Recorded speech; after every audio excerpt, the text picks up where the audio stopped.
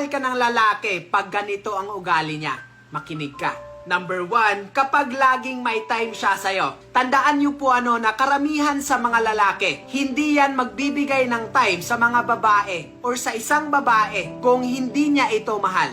Alam niyo po for us sa mga boys, nakakapagod po mag-effort sa isang babae kung hindi mo ito mahal.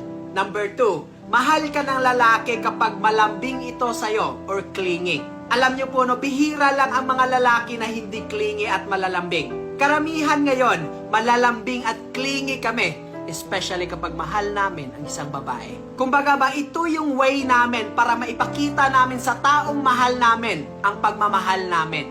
Or maipakita namin sa isang babae na talagang mahal namin siya. Number 3, ina-update ka.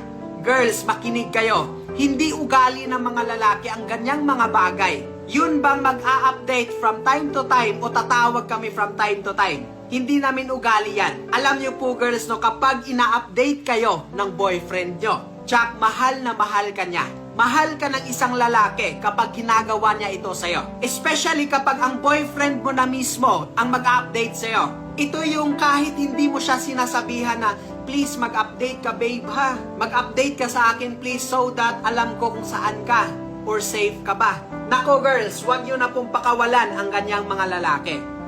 I-treasure nyo sila. Especially kapag kusa na silang mag-update sa inyo girls Nako, ang swerte mo naman. Number 4, pinagbabawalan ka. Kunyari sinasabihan ka ng boyfriend mo na ito ang mga common na pinagbabawal namin sa aming girlfriend. Huwag masyadong maiksi yung short mo babe ha. Or huwag ka na lang mag-short please. Mag-square pants ka na lang.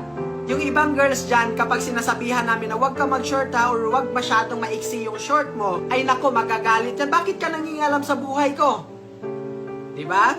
O aminin nyo na girls. But girls, to tell you honestly, makinig po kayo.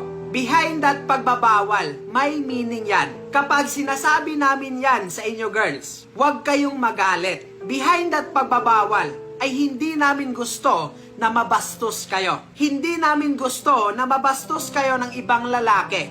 Kasi whether we like it or not, alam na alam namin ang mga utak ng mga lalaki. Kasi first of all, lalaki kami. Nakuha nyo ba ang mga punto girls? Kaya next time na pinagbabawalan kayo ng mga boyfriend nyo girls, hindi yan pang-a-under, okay? It's a sign na gusto lang namin na safe kayo. Pang-5,